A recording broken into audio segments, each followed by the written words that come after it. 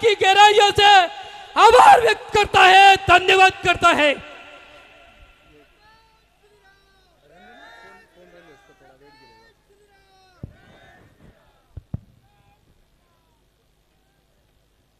जय श्री राम। भूख लग रही क्या? जिम के आयो पक्का? क्योंकि मैं आधा घंटा लूंगा आपका। आज हिंदू युवा वाहिनी के तत्वाधान में इस विजयदशमी के शुभ अवसर पर शस्त्र पूजा एवं तलवार वितरण का कार्यक्रम आपके इस पवित्र क्षेत्र रानीवाड़ा में लगाया गया है। मैं सभी कार्यकर्ताओं को धन्यवाद प्रकट करता हूं जो आप लोगों ने बहुत ही सुंदर कार्यक्रम लगाया है। साथ ही साथ हम सबको आशीर्वाद देने के लिए मंच पर उपस्थित सभी गुरुवरों के चरणों को प्रणाम करता हूं, बहुत बहुत धन्यवाद प्रकट करता हूं, क्योंकि गुरु बिना हमें तो ज्ञान मिल नहीं सकता और ऐसे गुरुवर हमें मार्गदर्शन दिखाने के लिए आए हैं, हमें आशीर्वाद देने के लिए आए हैं।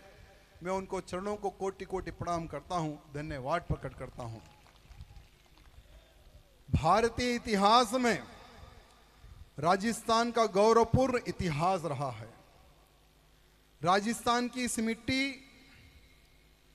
मिट्टी को रक्षा के लिए, इस मिट्टी की पवित्रता बनाए रखने के लिए अनेकों वीरों ने अपने प्राणों का बलिदान दिया है।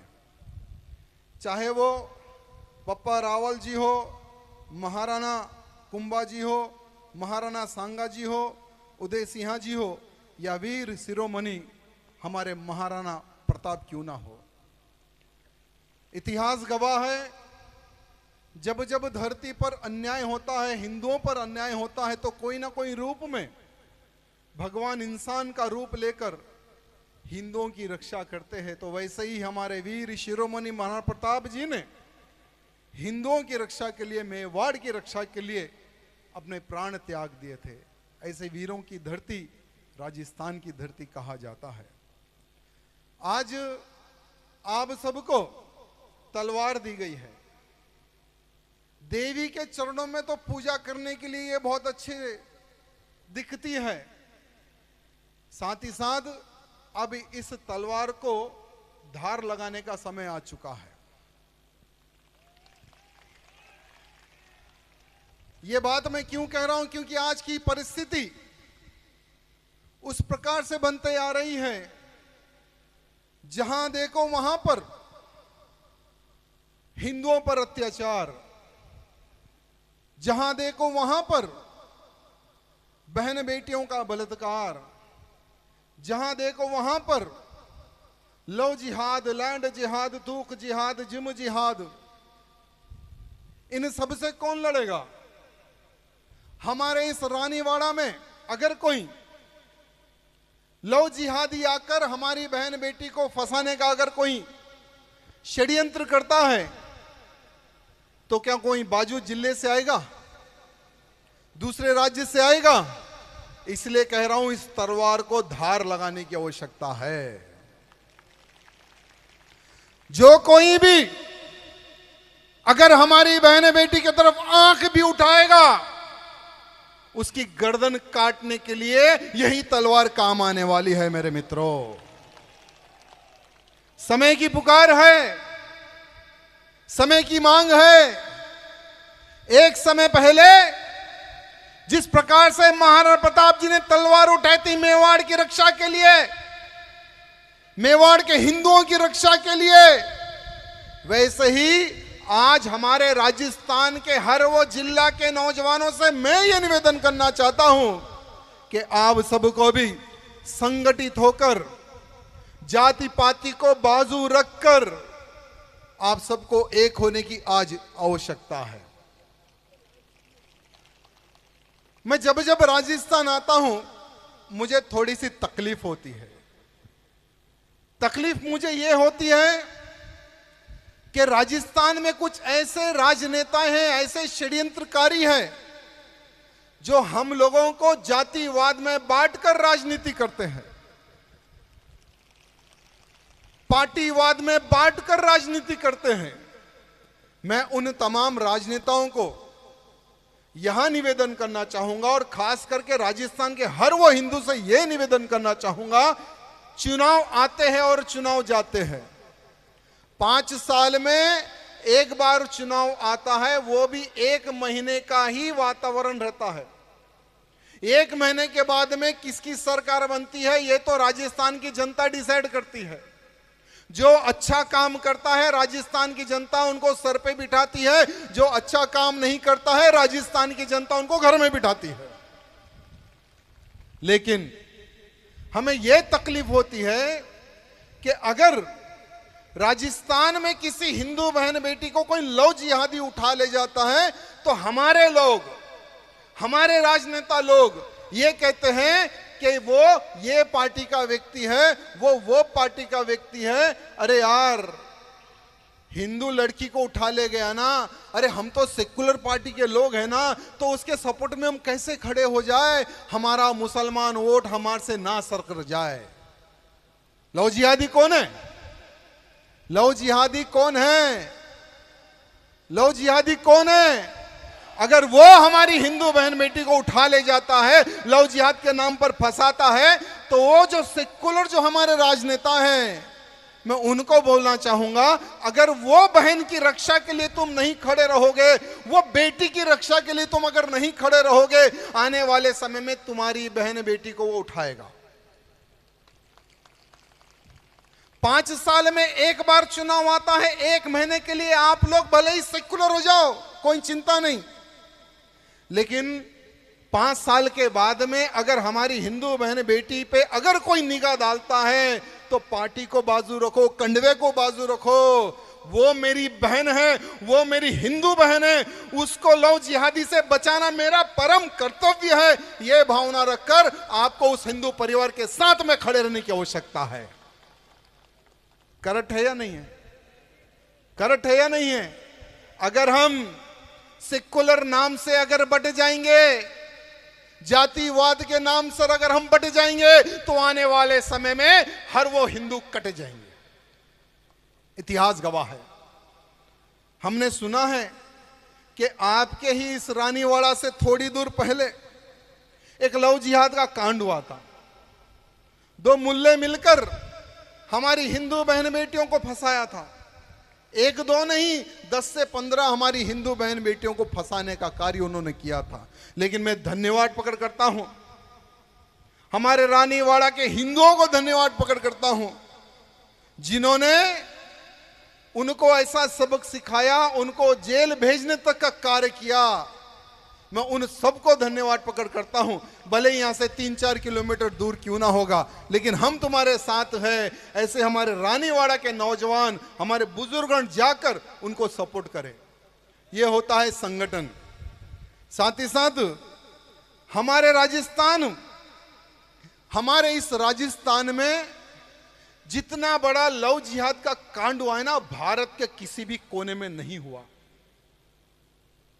किसी भी कोने में नहीं हुआ। पहले मैं एक कांड के बारे में बताता हूं आपको। हमारे ही राजस्थान के विजयनगर में एक पूर्व पार्षद हकीम कुरैशी, क्या नाम है उसका? एक पूर्व पार्षद हकीम कुरैशी ने एक टीम बनाई। ध्यान देना, टीम कैसे बनाई? कोई प्लम्बर, कोई एसी रिपेयर, कोई कलर करने वाला, कोई वेल्डिंग करने वाला, ऐसे मुल्लों की उसने एक टीम बनाई। टीम बनाकर उनको फाइनेंशियली सपोर्ट किया, महंगे फोन उनको दिलाए, महंगी गाड़ियां उनको दिलाई, और उनको यह काम दिया गया कि जाओ कॉलेजों के पास, स्कूल्स के पास घूमते रहो, बस्तियों में जहां कहीं भी हिंदू लड़की दिखती है उसको अच्छे गिफ्ट की लालच दो, अच्छे फोन की लालच दो। वो अच्छे गिफ्ट के चक्कर में तुम्हारे पास आएगी, फंसेगी, उनको एक कैफे में लेकर आओ, वहां पर हम पूरे कैमरे फिट कर लेंगे, कॉफी में नशे की दवा मिलाओ, उस लड़की को वो कॉफी पिलाओ, फिर उसके साथ में बलात्कार करो, फिर उसका वीडियो निकालो, फिर वो लड़की को वीडियो बताओ, फिर वो लड़की की सहेली को, फिर उसकी दोस्त को, सबको उसके थ्रू बुलाओ। ऐसा करते करते 30 से 40 हमारी हिंदू लड़कियों का उन्होंने टारगेट किया, उन्होंने बलात्कार किया। मेरी बहनें हैं, लेकिन आज ये शब्द बोलने की आवश्यकता है, क्योंकि हम तो बाहर रहते हैं, हमारी बहनें घर में रहती है। आज खुलकर हमारी बहन बेटी को बताने की आवश्यकता है कि कोई बुरके वाली हो या कोई व्हाइट टेपी वाला हो, उनसे दोस्ती नहीं करना है, यह बताने की आवश्यकता है।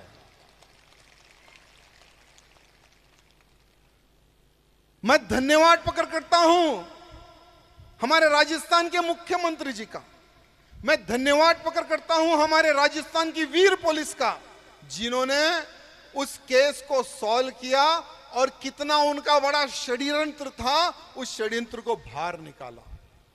कौन कौन उनको पैसे देते थे, वो भी चीज बाहर निकाली। आज लगभग 20 लोग जेल में सड़ रहे हैं। मैं हमारे मुख्यमंत्री जी से निवेदन करना चाहता हूं, सभी पार्टी के नेताओं से निवेदन करना चाहता हूं, उनका जो केस है ना, वो कोई नॉर्मल कोर्ट में मत चलवाइए। उनका जो केस है वो नॉर्मल कोर्ट में मत चलवाइए। जैसे विधायकों के लिए अलग कोर्ट होता है, सांसदों के लिए अलग से कोर्ट होता है, अलग से फास्ट ट्रैक कोर्ट होता है, वहां पर इन हरामियों का केस चले और उनको फांसी की सजा मिले। अगर उनको फांसी की सजा मिलेगी तो आने वाले समय में कोई भी लव जिहादी फिर किसी राजस्थानी हमारी बहन बेटी के ऊपर आंख उठाने के लिए 100 बार सोचेगा। आज सरकार यहां पर भारतीय जनता पार्टी की है, भगवाधारी सरकार है। कौन जिताया ये भगवाधारी सरकार को? किसने जिताया? अरे आप लोगों ने जिताया, और आप लोगों की बहन बेटी की रक्षा का कर्तव्य मुख्यमंत्री जी का बनता है। अगर आप लोगों की बहन बेटी की इज्जत की रक्षा अगर नहीं करते हैं तो मुख्यमंत्री जी कुर्सी खाली करने का भी समय आ जाएगा, क्योंकि राजस्थान का हिंदू चाहता है कि हमारी रक्षा हो, हमारी बहन बेटी की रक्षा हो। मेरे मित्रों, मैंने एक बात कही थी कि सबसे बड़ा लव जिहाद का अगर कहीं केस हुआ है वो हमारे राजस्थान की पवित्र धरती पे हुआ था, आज से 35 साल पहले।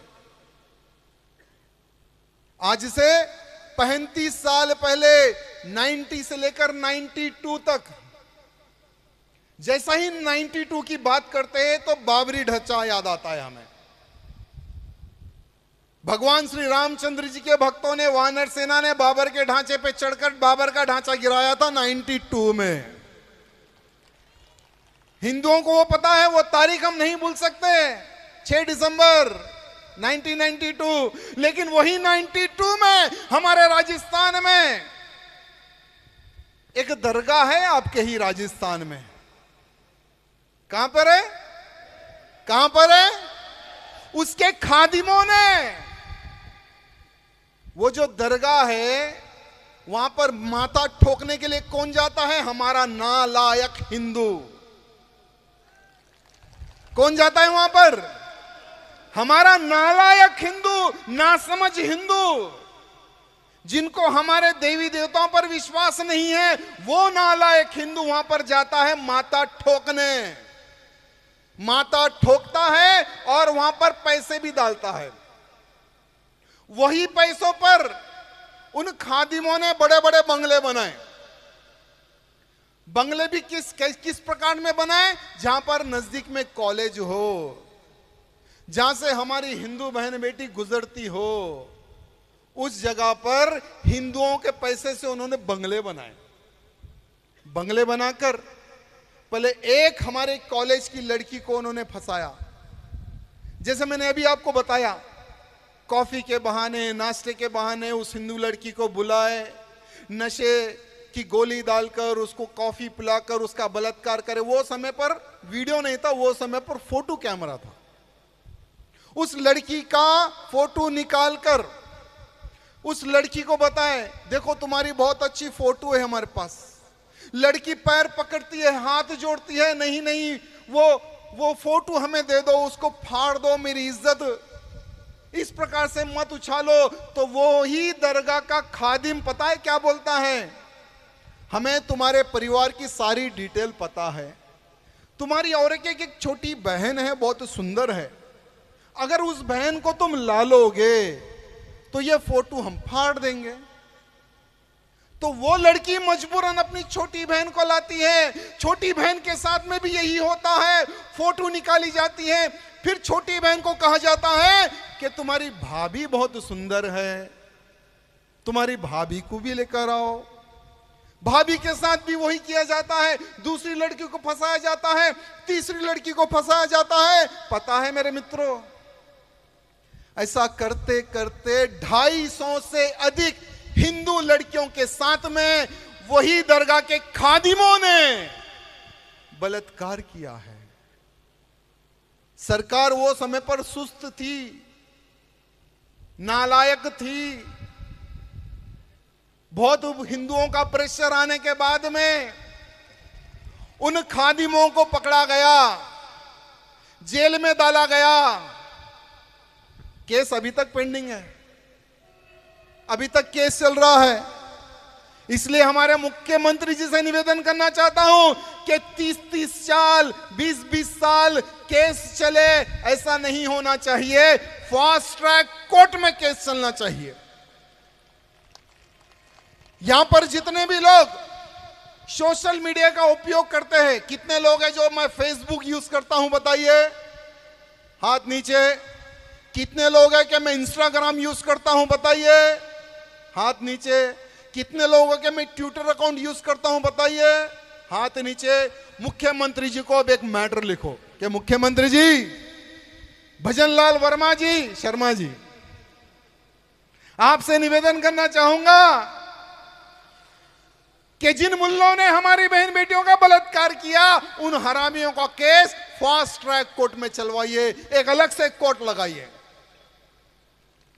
और 5 महीने के अंदर उनको फांसी की सजा मिले, नहीं तो कुर्सी खाली कर दो। नहीं तो उनको फांसी की सजा मिले। उस प्रकार से आप महंगे से महंगे एडवोकेट को खड़ा कीजिए, सुप्रीम कोर्ट के एक अच्छे से बड़े एडवोकेट को खड़ा कीजिए, उनको फांसी की सजा मिले। ऐसा आप कार्य करें मुख्य जी, भूतो ना भविष्य, यह राजस्थान की जनता आपको भूल नहीं सकेगी। हमें विश्वास है हमारे मुख्यमंत्री पर। अगर कांग्रेस का भी मुख्यमंत्री होता तो हम उन पर भी विश्वास करते। अगर किसी और पार्टी का मुख्यमंत्री होता तो हम उनसे भी निवेदन करते, क्योंकि वो भी तो हिंदू ही होगा ना। मुख्यमंत्री राजस्थान का हिंदू ही बैठ सकता है, कोई मुल्ला तो चांस ही नहीं है। इसलिए हम निवेदन करते हैं हमारे मुख्यमंत्री जी से, मुख्यमंत्री जी, इतिहास लिखने के अवसर बहुत कम मिलते हैं, इतिहास लिखने के अवसर बहुत कम मिलते हैं। आज मैं पहली बार आपके रानीवाड़ आया हूं, पहली बार रानीवाड़ आया हूं और इतने गुरुओं का आशीर्वाद मुझे मिला है ना, आशीर्वाद मिला है ना। यानी मुझे गुरु आशीर्वाद देते हैं और हम आगे बढ़ते हैं। मैं विधायक तेलंगाना का हूं 3 बार का, मुझे क्या करना रानीवाड़ा में, चुनाव थोड़े लड़ना यहां पर। लेकिन नहीं, मैं हर राज्य घूमूंगा, हर जिला घूमूंगा। मेरा जो संकल्प है भारत को हिंदू राष्ट्र घोषित करवाना, जब तक वो संकल्प पूरा नहीं होता हम कहीं बैठने वाले नहीं हैं। अरे जब 50 से अधिक इस्लामिक देश हो सकते हैं, 100 करोड़ भारत में हिंदू रहता है, भारत हिंदू राष्ट्र घोषित होना या नहीं होना बताइए, होना या नहीं होना बताइए। प्रधानमंत्री मोदी जी देखिए, एक छोटे से जिले का रानीवाड़ा के हिंदुओं की डिमांड देखिए, आने वाले समय में ये हर जिला का हिंदू खड़े होकर बोलेगा, आने वाला समय में हर वो हिंदू खड़ा होकर बोलेगा कि भारतीय जनता पार्टी का मैनिफेस्टो हो या कांग्रेस पार्टी का मैनिफेस्टो हो, जो हिंदू राष्ट्र घोषित करेगा हम उसको वोट डालेंगे। क्योंकि हिंदू राष्ट्र आप हम बोलने से नहीं होगा, पार्लियामेंट में घोषणा होगी। पार्लियामेंट में जब तक घोषणा नहीं होगी कि आज से, जैसे मोदी जी बोलते हैं ना, भाइयों और बहनों, आज से कोरोना काल प्रारंभ हो चुका है, कोई घर के बाहर ना निकले, तो वैसे ही मोदी जी कहेंगे पार्लियामेंट में खड़े होकर कि आज से भारत देश को हम हिंदू राष्ट्र घोषित कर रहे हैं।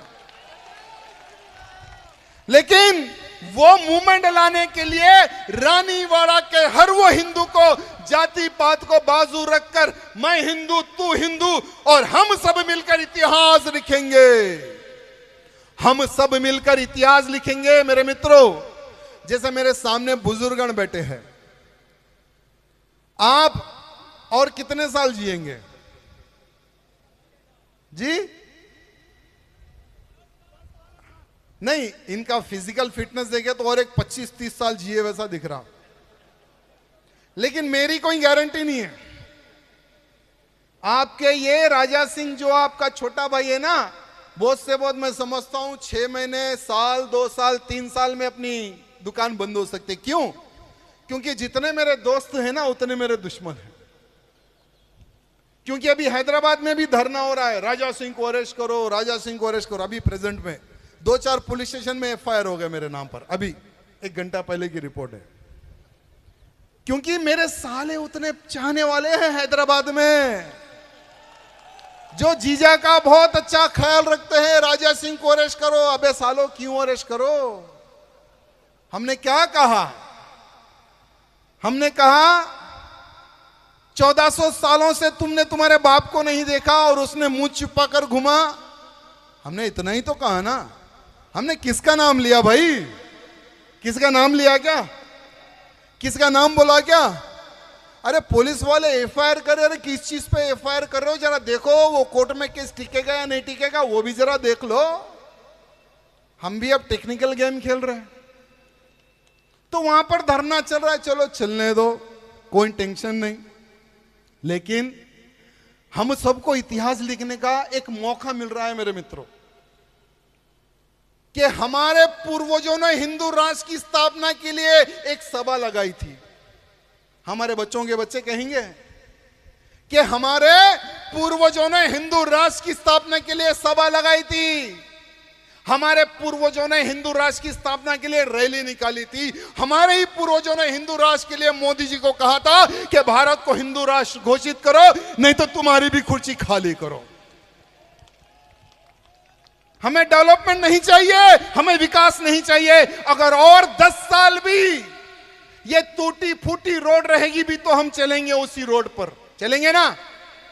अगर और 10 साल भी ये लाइट अगर चालू नहीं रहेगी भी तो चलेगा, और 10 साल भी हम अंधेरे में रहेंगे। लेकिन हम ये बर्दाश्त नहीं करेंगे कि कोई लव जिहादी आकर मेरी बहन बेटी को उठा ले जाए। हम ये बर्दाश्त नहीं करेंगे कि कोई गौ हत्यारा आकर मेरी गैया मैया को, उसके बच्चे को, नंदी भगवान को काट कर यहां से मांस को एक्सपोर्ट करे। हम ये नहीं चाहेंगे कि कोई व्यक्ति थूक कर हमें वो खाना खिला दे। हम नहीं चाहेंगे कि कोई थूक जिहाद करे। इसीलिए हमें भारत को हिंदू राष्ट्र घोषित के लिए लड़ाई लड़ना है और गौ माता को राष्ट्र माता का दर्जा दिलाने के लिए हमें लड़ाई लड़ना है। मैं मेरी बहनों को एक निवेदन करना चाहूंगा कि बहन, राजस्थान की पूरी बहनों से यह निवेदन करना चाहूंगा कि अगर कोई भी हमारी बेटी या बहन लव जिहाद की शिकार होती है तो उसके हाथ जोड़ो, उससे निवेदन करो कि बेटी वो मुल्ला है, तुझे बच्चा पैदा करने की मशीन बना देगा। तू अगर बच्चा पैदा करने की मशीन नहीं बनेगी तो तुझे काट के वो फेंक देगा। हमारी इज्जत का ख्याल कर, परिवार की इज्जत का ख्याल कर। समझाओ, हाथ जोड़ो, पैर पड़ो। अगर वो लड़की नहीं मानती है तो उसको जहर डाल के मार दो।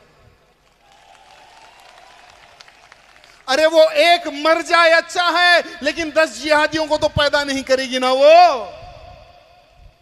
अगर वो मानती है अच्छी बात है, नहीं तो उसको खत्म कर दो। हमें नहीं चाहिए 10 जिहादी पैदा करने वाली हमारी हिंदू बेटी। मेरे मित्रों, किसी को अच्छा लगता है लगने दो, किसी को बुरा लगता है लगने दो, लेकिन यही सत्य है।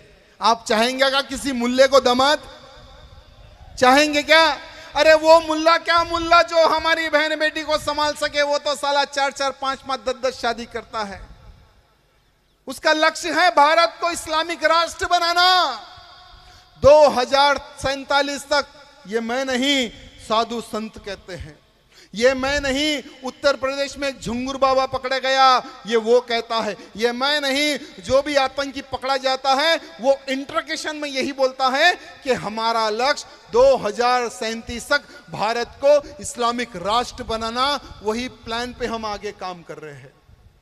वही प्लान में हम हिंदू लड़कियों को जिहाद कर रहे हैं। वही प्लान में हम हिंदुओं को मार रहे हैं। वही प्लान में हम हिंदुओं का धर्मांतरण कर रहे हैं। वही प्लान के अनुसार हमें विदेशों से अरबों रुपए आ रहे हैं। हिंदुओं को चाहे पैसा दे के खरीदो या हिंदुओं को मार के उनका धर्मांतरण करो, जो करना है करो, बस हिंदुओं का धर्मांतरण करो। खाटू श्याम जी की नगरी में, खाटू श्याम जी पवित्र नगरी में, सीकर में एक केस आया है, कच्ची बस्ती में। वहां पर एक सर्वे हो रहा था कि कौन घर में कितने लोग हैं, क्या नाम है। सर्वे में जब सर्वे की टीम जाती है तो सर्वे की टीम कैसे परेशान हो जाती है कि नाम रमेश और लड़की का नाम मुस्लिम। नाम उसका रमेश है और लड़की का नाम मुस्लिम है, और गोविंदा हिंदू और उसके बेटे का नाम इमरान। एक और एक फातिमा है, उनके पिताजी का नाम है शेर सिंह, लड़की का नाम फातिमा। कैसे होगा ये? जब वो रिपोर्टर उनसे पूछता है कि ये क्या हो गया, नहीं किसी दाढ़ी वाले ने कहा कि आपकी लड़की का नाम बदल दिए तो अच्छा रहता। दाढ़ी वाले कौन है? ये हमारे हिंदू जो बाबाओं के चक्कर में फंस जाते हैं ना, ये मुल्ले जो हरी पगड़ी पहनकर कहीं मजार बनाकर, उनके चक्कर में जैसी हमारी बहन बेटी फंस जाती है ना। अरे नहीं नहीं, वो मुल्ले बाबा ने कहा कि हिंदू राम रखने से हमारे घर में परेशानी आ रही है, इसलिए फातिमा रखा तो अच्छा रहेगा या इमरान रखे तो अच्छा रहेगा। ये षड्यंत्र कहां चल रहा है? हमारे ही राजस्थान के सीकर में खाटू श्याम की पवित्र धरती को अपवित्र करने का षड्यंत्र किया जा रहा है। तो हमारे मुख्यमंत्री जी का काम है इस पर एक स्पेशली एक टास्क फोर्स बनाई है मुख्यमंत्री जी। हर जिले में एक अलग से कांटेक्ट नंबर दे दीजिए, व्हाट्सएप नंबर दे दीजिए, अलग से यानी होता है ना कंट्रोल रूम, वो एक अलग से कंट्रोल रूम बनाइए, अलग से एक टीम बना दीजिए। कहीं पर भी हिंदू लड़की को लव जिहाद कोई करता है या धर्मांतरण करने के प्रयत्न करता है, यहां पर बैठा अगर एक व्यक्ति भी अगर उनको मैसेज करता है तो तुरंत वो टास्क फोर्स जो होती है ना टीम, वो तुरंत आकर चाहे मुल्ला हो या मुल्ली हो उनको उठा ले जाना। तब क्या होगा? तब क्या होगा? हम हमारी बहन बेटियों की रक्षा कर सकते हैं। नहीं तो मुश्किल होगा, आने वाले समय में बहुत मुश्किल होगा। हम लोग अपने आप को नहीं बचा सकते मेरे मित्रों। हमारे अभी राजस्थान में हाल ही में गुरुजी एक कानून पास हुआ है धर्मांतरण के खिलाफ में। आप लोग खुश हैं वो कानून से? खुश है ना? मैं मुख्यमंत्री जी को निवेदन करना चाहूंगा, ठीक है कानून तो आपने बना दिया है, उसको सख्ती से इंप्लीमेंट करने की भी आवश्यकता है। कानून तो उत्तर प्रदेश में भी बना हुआ है, कानून तो मध्य प्रदेश में भी बना हुआ है, जहां जहां पर भगवाधारी सरकारें, सब जगह पर गौ हत्या पर भी कानून बना हुआ है। राजस्थान में भी गौ हत्या पर कानून बना हुआ है, लेकिन फिर भी गैया मैया को राजस्थान में काटा जा रहा है। लेकिन फिर भी यहां से गैया मैया को दूसरे राज्यों में एक्सपोर्ट किया जा रहा है। कानून का डर नहीं है। मुख्यमंत्री जी कानून बनाया है, इसके लिए हृदय से आपको धन्यवाद, साधुवाद। लेकिन इस कानून को जब तक सख्ती से पालन नहीं किया जाएगा, यहां कानून का कोई अर्थ नहीं है, कोई मतलब नहीं है। कानून को सख्ती से कैसे इंप्लीमेंट किया जाए, क्या करें? आप जनता से राय लो। ठीक है, हम आए आज बोले चले गए, लेकिन जनता से राय लो। जनता क्या कहती है? जनता ये कहती है कि कानून बन गया, अगर कोई मुल्ला हिंदू लड़की को उठा ले जाएगा लव जिहाद के नाम पर, उसको पकड़ के ठोकने का कानून बने। अगर एक 2-4 को ठोक दिया जाएगा तो फिर कोई आएगा क्या? अगर कोई धर्मांतरण करने हमारे राजस्थान की पवित्र धरती पर आता है, अगर उनको ठोकने का काम होगा तो कोई आएगा क्या? अगर कोई रोहिंग्या या बांग्लादेशी अगर घुसपैठ करेगा हमारे राजस्थान में, जैसे हजारों की संख्या में ऑलरेडी घुसकर बैठे हैं, हमारे राजस्थान की पवित्र धरती को अपवित्र कर रहे हैं, अगर उनको ढूंढ ढूंढ कर अगर ठोका जाए, जैसे अमेरिका ठोकता है, चाइना वाला ठोकता है, चीन वाला ठोकता है, म्यांमार में भी ठोक रहे, अगर वैसा हमारे राजस्थान में भी उनको ठोका जाए तो कोई घुसेगा क्या हमारे राजस्थान में? नहीं घुसेगा ना। उसको कहते हैं डर।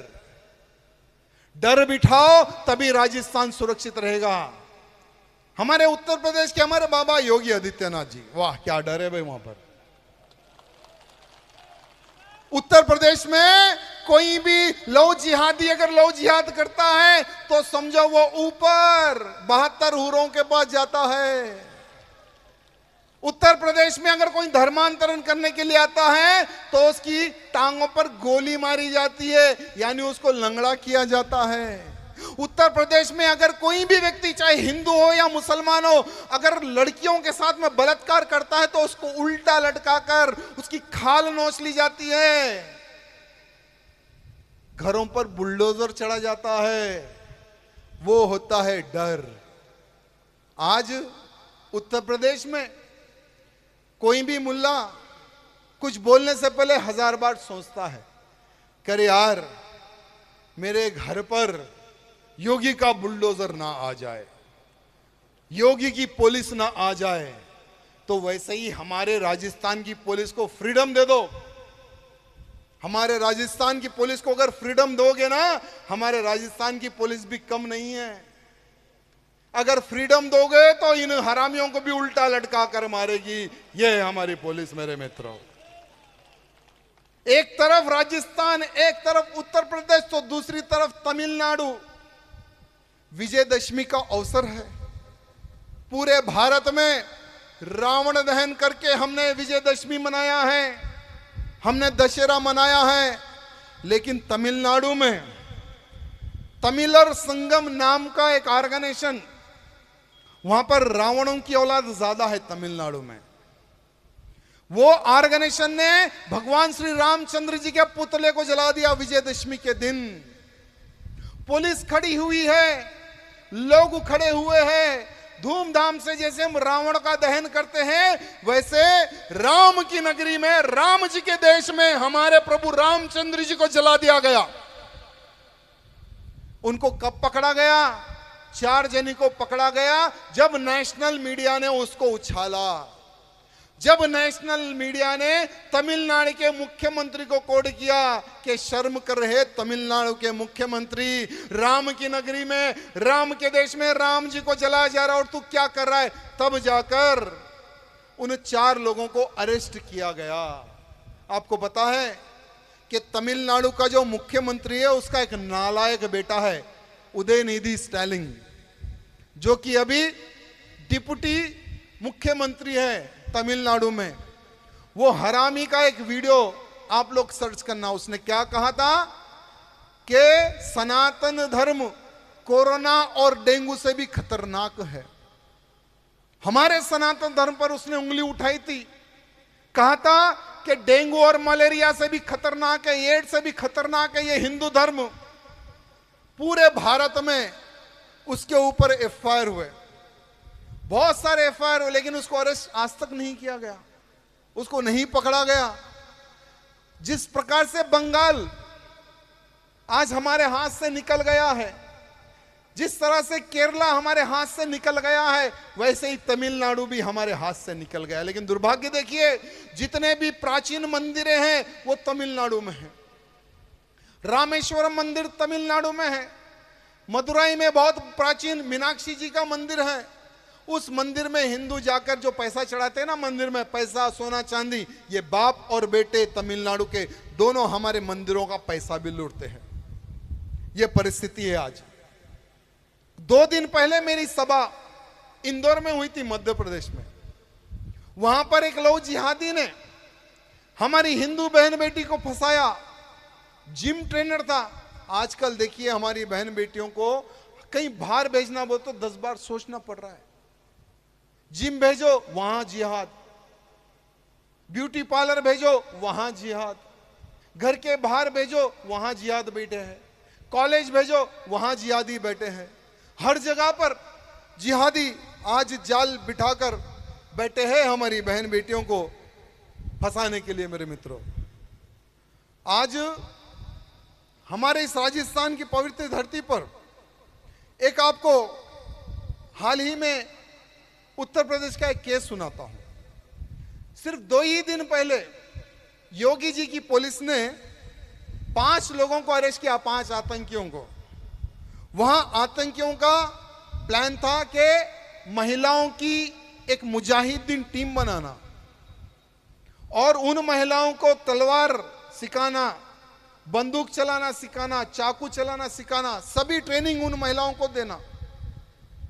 योगी की पुलिस, जो बहुत ही अच्छी एटीएस पुलिस है, अच्छा ठोक रही है उन 5 को। जितना निकालना है सब निकाल रही है।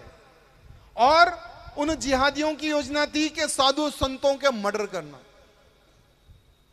जो बड़ी बड़ी भागवतें करते हैं उन संतों का मर्डर करना, क्योंकि हमारे साधु संत के मुख से ही तो धर्म प्रचार होता है। हमारे साधु संत जो एक बार बोल दे हम मरते दम तक उसको फॉलो करते हैं, ऐसे बड़े बड़े साधु संतों को मारने की योजना इन लोगों ने बनाई थी। इन लोगों ने दुनिया का पैसा इकट्ठा कर लिया, अलग अलग बंदूकें इन लोगों ने मंगा ली। अभी और भी बहुत सारी इंक्वायरी चल रही है।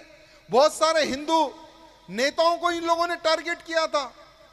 अभी और पता नहीं कि और कितना अभी बाहर आने वाला है। और साथ ही साथ जो हलाला से जो लोग पैदा होते हैं ना, वो ओवैसी जैसे लोग होते हैं। जो हलाला से पैदा होते हैं वो ओवैसी जैसे लोग होते हैं। ओवैसी हाल ही में राष्ट्रीय स्वयंसेवक संघ पर उसने कमेंट किया है। क्या कहता है वो? कि राष्ट्रीय स्वयंसेवक संघ ने देश की आजादी के लिए क्या किया? तुम्हारे बाप ने क्या किया? तुम्हारे बाप के बाप ने क्या किया? चलो उसके बाप ने क्या किया देश की आजादी के लिए, ये बता दे रहे हो वैसी। चल तेरे को संघ के बारे में बताता हूं। राष्ट्रीय स्वयंसेवक संघ विजयदशमी के शुभ अवसर पर 1925 में महाराष्ट्र के नागपुर में स्थापना हुई। राष्ट्रीय स्वयंसेवक संघ की स्थापना करने का क्या रीजन था? भारत देश को आजाद कराना। 1917 में गांधी जी ने एक आंदोलन किया था। गांधी जी ने एक आंदोलन किया था, सत्याग्रह आंदोलन। उसमें राष्ट्रीय स्वयंसेवक संघ के 16,000 कार्यकर्ता जेल गए थे। और साथ ही साथ 1900 यानी 1962 हो या 1965 का जो युद्ध हुआ था भारत देश के प्रति, उस युद्ध में भी राष्ट्रीय स्वयंसेवक के कार्यकर्ताओं ने, जो जवान युद्ध में घायल होते थे, उनको अपने जिस्म की एक एक खून देकर उन जवानों को बचाने का जो कार्य किया है, वो राष्ट्रीय स्वयंसेवक संघ के कार्यकर्ता है। अरे जिसने राष्ट्रीय स्वयंसेवक संघ की स्थापना की थी, हमारे केशव बलिराम जी 2-2 बार 2-2 साल के लिए जेल गए। वो था राष्ट्रीय स्वयंसेवक संघ मेरे मित्रों। और आज ये ओवैसी कहता है कि क्या किया है राष्ट्रीय स्वयंसेवक ने भारत देश की आजादी के लिए? ना तुम्हारे अब्बा ने किया, ना ही तुमने किया। आज देश सुरक्षित है तो राष्ट्रीय स्वयंसेवक संघ की वजह से मेरे मित्रों। अगर हिंदू बढ़ गया समझो हिंदू कट गया। मेरे मित्रों, कट जाओगे, मिट जाओगे, हो जाओगा तुम्हारा अंत। एक बहुत अच्छी लाइन यहां पर लिखी हुई है, फिर ना मिलेगा भारत देश को मोदी जैसा संत। श्री राम जैसे हमारे मोदी जी हैं, अमित शाह है हनुमान जी जैसे, अंगद जैसे योगी जी है, हमारे हिंदू धर्म की शान है। मेरे मित्रों, आज हम किससे आस रख सकते हैं? जैसे मैं एक घर का बेटा हूं तो मेरे बाप से आस रखूंगा ना मैं, तो आज हम दूसरे से आस नहीं रख सकते, क्योंकि हम सब हिंदू हैं। हम चाहते हैं कि हमारा धर्म सुरक्षित रहे, हमारा देश सुरक्षित रहे। चाहते हैं ना? चाहते हैं ना गुरुजी? साधु संत सुरक्षित रहे, मठ मंदिर सुरक्षित रहे। अगर ये सभी चीजों को सुरक्षित रखना है तो हमारे मोदी जी रिटायर लेने वाले, अभी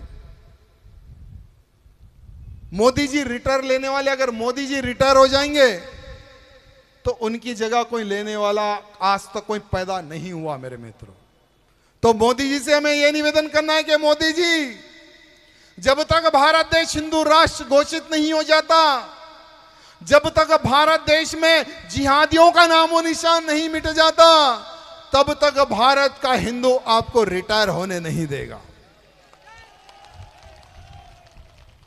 जब तक भारत का हिंदू तुम्हें रिटायर होने नहीं देगा, यह भारत के हिंदुओं की मांग है। हमारे मोदी जी, आप उन हिंदुओं की चिंता मत करो जो चंद पैसों पर बिकता है। अरे हिंदू मुगलों के समय पर भी बिका था, मुगल के समय पर चंद पैसों में हिंदू बिका था, अंग्रेजों के समय पर भी हिंदू बिका था, कल भी हिंदू बिका था और आज भी हिंदू बिक रहा है चंद पैसों के लिए। लेकिन हर वो व्यक्ति नहीं बिकता है। अरे 100 करोड़ में चलो 20 करोड़ बिका होंगे, छोड़ दो। मोदी जी आज हिंदुत्व के लिए, देश के लिए कितना कार्य करे। अगर मोदी जी ना होते, हम सबका एक सपना था अयोध्या में भव्य राम मंदिर बनना। अयोध्या में भव्य राम मंदिर बनना हम सबका सपना था। हम सबका यह सपना था कि जीते जी कम से कम अयोध्या में राम मंदिर बनते देखे। लेकिन हमारी खुशनसीबी देखिए, हमने बनते भी देखा और दर्शन करने का सौभाग्य मिला। ये मोदी जी और योगी जी, अमित शाह जी की वजह से मेरे मित्रों। और बेफिक्र रहिए, हम लोगों का एक नारा था, अयोध्या तो एक झांकी है, काशी मथुरा बहुत ही जल्द। काशी में लगा कलंक भी मिट जाएगा, मथुरा में लगा कलंक भी मिट जाएगा। दोनों में लगा कलंक भी मिटने वाला है। अरे बिकाऊ हिंदुओं, अगर तुम हिंदुत्व के लिए काम नहीं कर सकते, जो लोग काम कर रहे हो उनका सपोर्ट करो। अगर तुम उनका सपोर्ट नहीं कर सकते, अगर लिख सकते तो लिखकर सपोर्ट करो। अगर तुम लिखकर भी सपोर्ट नहीं कर सकते तो सोशल मीडिया के कम से कम वो माध्यम से उनका सपोर्ट करो। अरे जो हिंदुत्व के लिए कार्य कर रहे हैं ना, तुम्हारे हिस्से की लड़ाई वो लोग लड़ रहे हैं। आने वाले समय में तुम्हारे बच्चे किसी मुल्ले के घर में कलमा ना पड़े, इसलिए आज हम जैसे लोग लड़ रहे हैं। हमारा मनोबल मत तोड़ो, हम लोगों का मनोबल बढ़ाओ। हमें क्या लेना है अहमदाबाद से 250 किलोमीटर आपके बीच में आना? हम हिंदू हैं, हम हिंदुत्व का प्रचार करने के लिए आए हैं। अरे हम जैसे लोगों का मनोबल तोड़ो मत, हम जैसे लोगों का मनोबल बढ़ाओ। देखो तुम्हारे हिस्से की लड़ाई हम कैसा लड़ते हैं, किस प्रकार से हम आगे हमारे भारत को हिंदू राज बनाने के लिए हम लड़ाई लड़ते हैं। मेरे मित्रों, आज मैं बहुत बड़े बड़े साधु संत जो बड़ी बड़ी कथाएं करते हैं, हमारे कथा वाचकों से एक निवेदन करूंगा कि आप लोगों का जहां कहीं भी कथा का कार्यक्रम होता होगा या बड़े बड़े पंडाल लगाकर सभी भक्तों को बुलाकर आशीर्वाद देने का कार्यक्रम होता होगा, मैं हमारे सभी साधु संतों से यह निवेदन करना चाहता हूं, जैसे हमारे बागेश्वर धाम के महंत धीरेन्द्र शास्त्री जी जात पात की करो विदाई, हम सब हिंदू भाई भाई का नारा लेकर आगे चले हैं।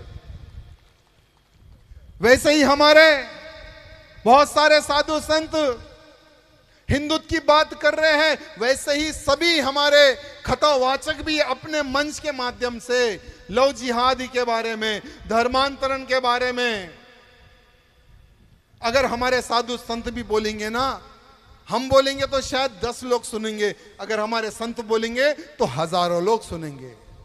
साधु संतों से यही निवेदन है, बस आपको कुछ नहीं बोलना है, आपको यही बोलना है, हिंदू हो, हिंदू से दोस्ती करो।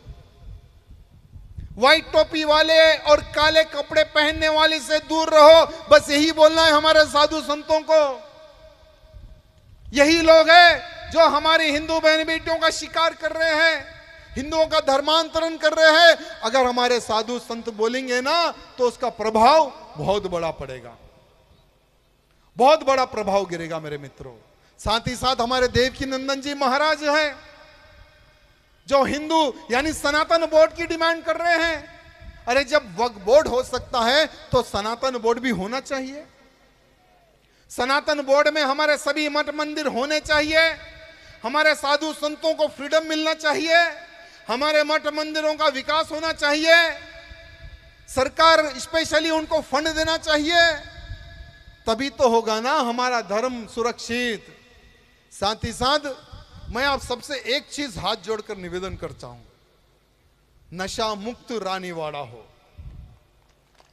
नशा मुक्त हमारा रानीवाड़ा हो। हमें ऐसी युवा पीढ़ी को तैयार करना है जो आने वाले समय में जैसे महाराणा प्रताप का बेटा था, एक भाले में मुल्लों को चीर देता था, वैसे ही हमारे बेटे मजबूत और तंदुरुस्त होना चाहिए। आने वाला समय युद्ध का समय है, आने वाला समय युद्ध का समय है। जो लड़ेगा वही हिंदू रहेगा, जो नहीं लड़ेगा उसका धर्म बदल जाएगा, याद रखना मेरे मित्रों। और लड़ने के लिए नशा मुक्त रानीवाड़ा होना चाहिए, नशा मुक्त राजस्थान होना चाहिए। तो इसका प्रारंभ चलो रानीवाड़ा से करेंगे। आज हम यहां संकल्प लेंगे, सभी साधु संतों को साक्षी मानकर एक संकल्प लेंगे हम लोग। आखिरी में एक संकल्प लेंगे, सभी लोग अपने फोन की टॉर्च लाइट खोलो। ऊपर तो तारे नहीं दिख रहे, तारे नीचे बताएंगे। सभी लोग, जितनों के पास फोन है, सभी लोग टॉर्च लाइट खोलो। जितनों के पास है, हमारी माताएं भी। फोन घर में भूल के आए क्या? सीधा हाथ हमें आगे रखना है, सीधा हाथ। और मेरे साथ में बोलना है सबको, आखिरी में नारे लगाएंगे मेरे मित्रों।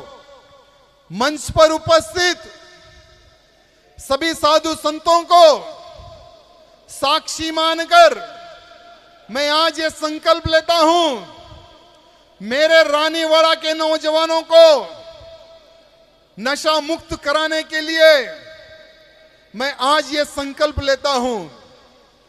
मैं पूरे जिलों के नौजवानों से यह निवेदन करना चाहता हूं कि नशा मुक्त हमारा जिला हो, लव जिहाद मुक्त हमारा राजस्थान हो, गौ हत्या मुक्त हमारा राजस्थान हो। जिस प्रकार से अयोध्या में भव्य राम मंदिर बना है, 40,000 हमारे मठ मंदिरों को तोड़ा है। जब तक मैं 40,000 मठ मंदिरों को हासिल ना कर लूं, मैं खामोश नहीं बैठूंगा। आज ये रानीवाड़ा की धरती से मैं संकल्प लेता हूं, मेरे भारत देश को जब तक मैं हिंदू राष्ट्र घोषित ना करवा दूं, जब तक मैं चैन से नहीं बैठूंगा। आज मैं ये संकल्प लेता हूं। जय श्री राम, जय श्री राम, जय श्री राम। भारत माता की, भारत माता की, भारत माता की। आज इतनी बड़ी संख्या में हमारे जितने भी भाई बहन, माताएं बहनें पधारी हैं, मैं आप सबको हृदय से बहुत बहुत धन्यवाद प्रकट करता हूं। आप जब बुलाएंगे आपके रानीवाड़ा में, मैं तब आऊंगा, लेकिन सभा का स्थान ऐसी जगह लगाइए जहां पर हमारा भाषण मुल्ले भी सुने।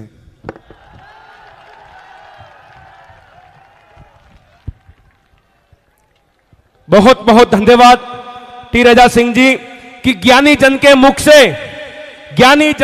से झरे ज्ञान की बात, एक एक पंखुड़ी फूल की और खुशबू की सौगात। अब लीजिए, मैं धन्यवाद ज्ञापन के लिए आमंत्रित करता हूं हमारे राजस्थान के रानीवाड़ा के